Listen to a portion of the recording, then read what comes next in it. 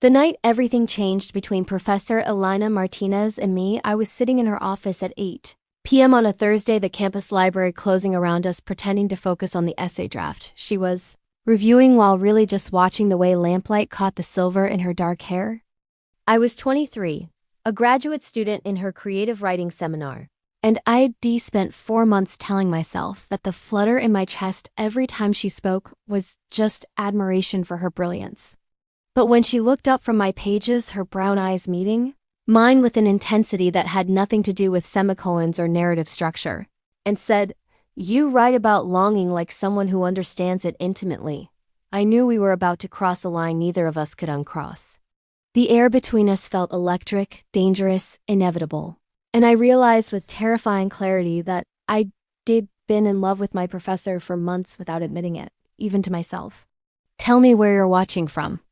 Drop your city in the comments below, and if you believe stories like mine deserve to be heard, please hit that subscribe button. Your support helps this channel reach more people discovering unexpected truths about themselves. My name is Natalie Chen, and when I started graduate school at Columbia University in New York at 22, I thought I had my life figured out.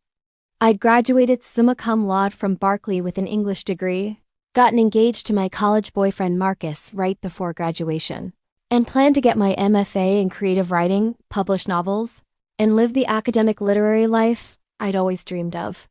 Everything was proceeding according to plan, neat and predictable, until I walked into Professor Elena Martinez's advanced fiction workshop and my carefully constructed future started to unravel.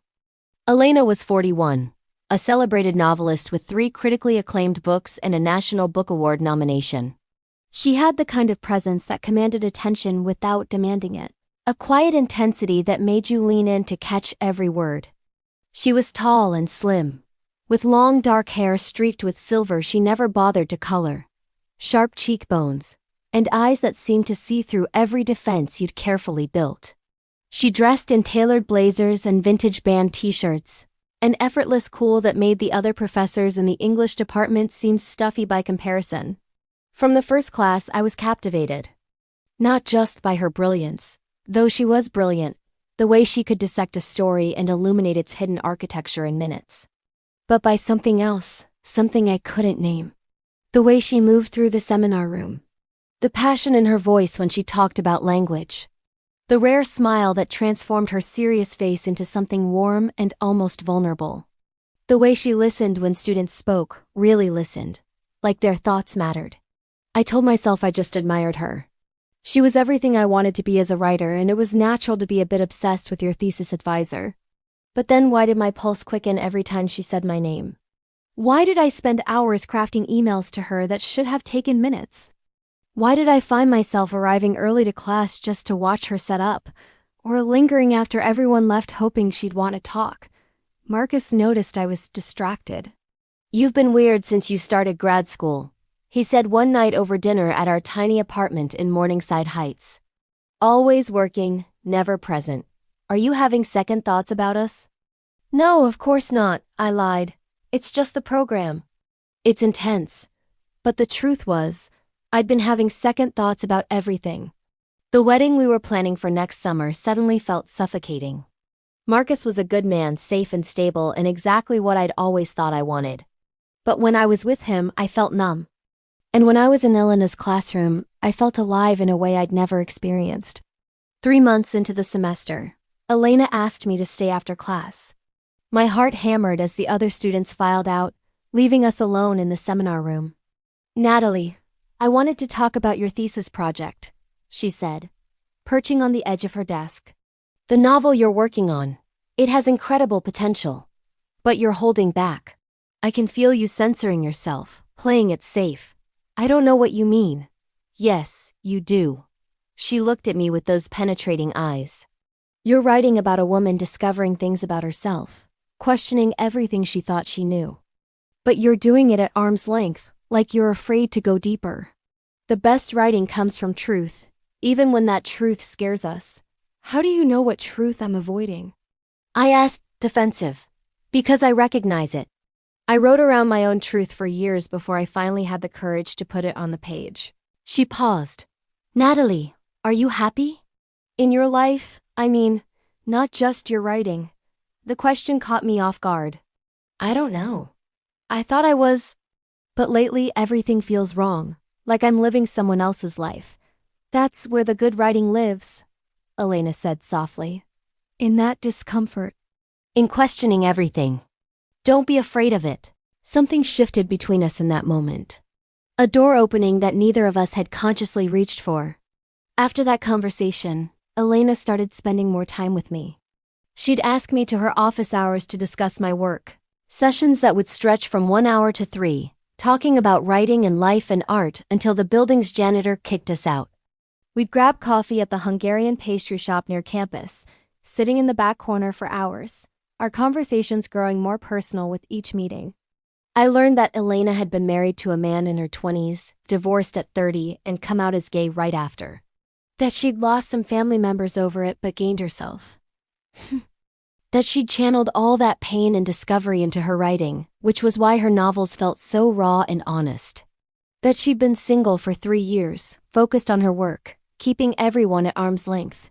Don't you get lonely? I asked one evening over our 4th cup of coffee. Sometimes. But loneliness is safer than letting someone in who doesn't really see you. She looked at me intently. What about you? Your fiancé, does he see you? I don't know if anyone does, I admitted. Sometimes I feel like I'm performing a role, being the person everyone expects me to be. The good daughter, the perfect student, the ideal fiancé. But I don't know who I actually am underneath all that. Maybe it's time to find out. I started staying later at Elena's office hours, ostensibly to work on my thesis, but really just to be near her. We'd sit on opposite sides of her desk, working in comfortable silence, occasionally sharing a thought or observation. The air between us always felt charged, heavy with things neither of us was saying. Marcus proposed we move up the wedding date. Why wait? He said. We know we want to be together. Let's just do it over winter break. I felt panic clawing at my throat. I need to focus on my thesis. Can we talk about this later? But we never did talk about it, because 2 weeks later, everything exploded. It was mid-November, a Friday evening with early darkness and the first real cold of winter. I'd asked Elena for an emergency tutoring session because I was stuck on a crucial scene in my novel.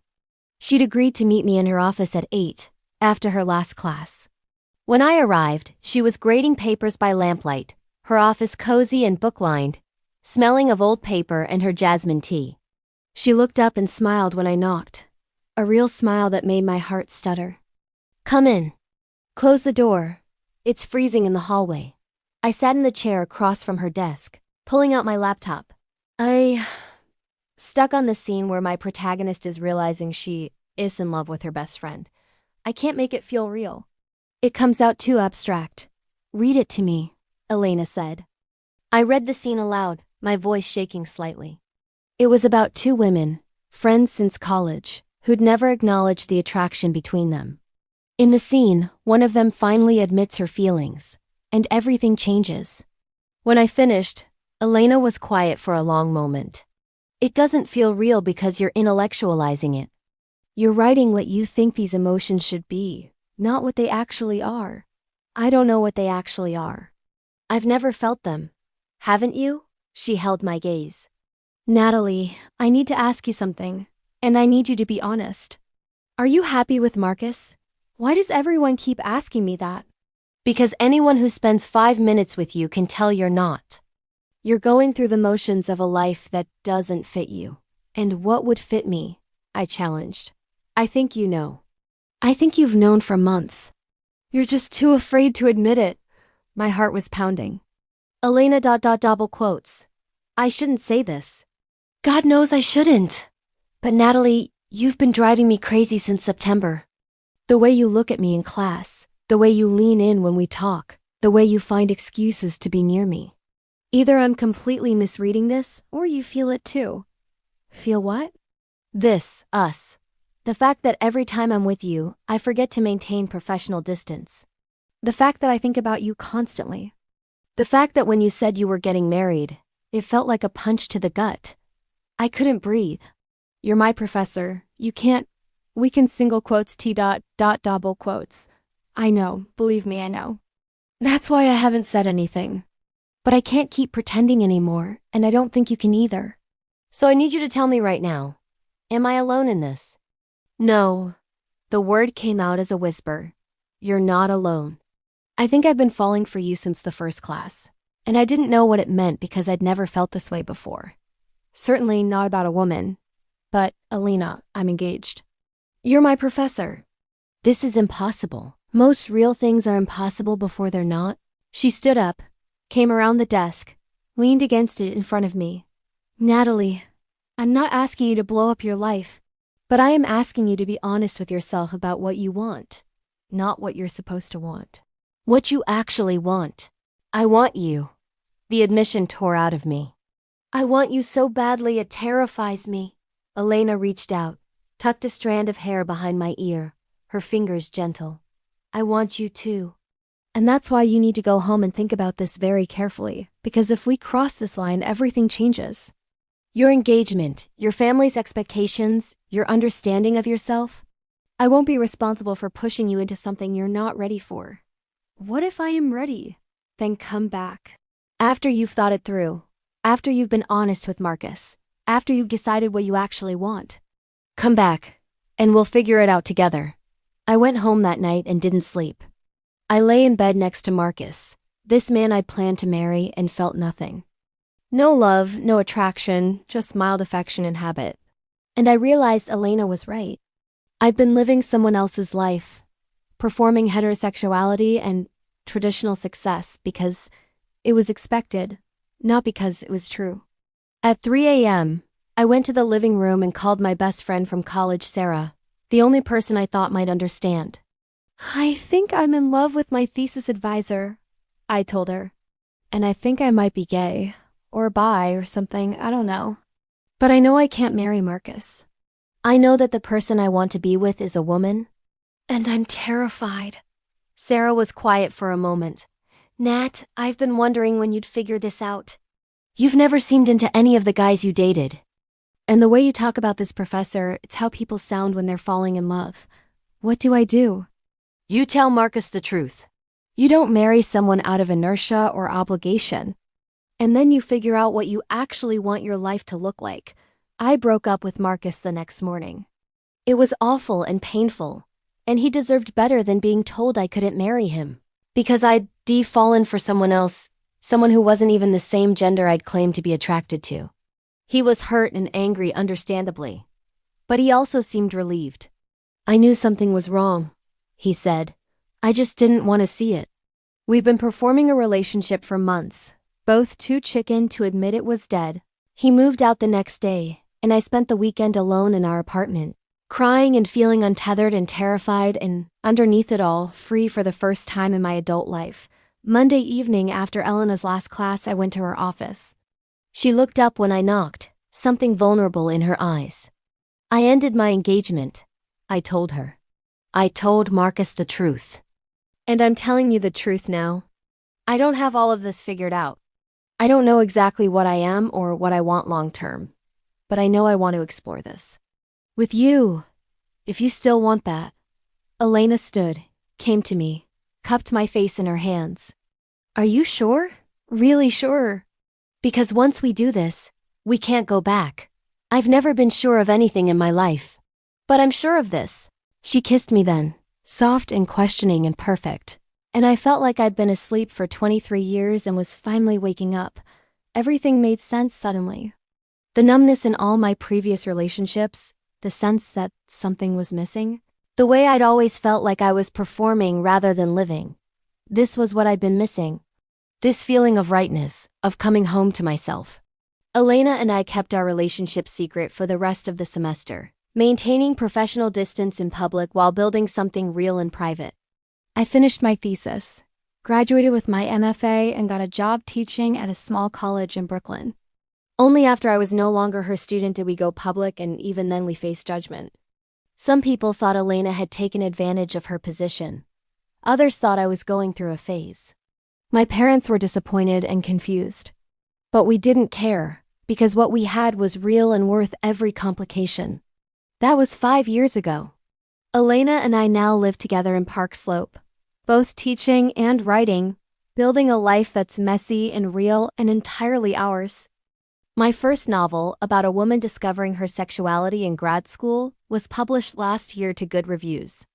Elena's latest book just won a Lambda Literary Award. And I'm finally, truly happy, living authentically instead of performing.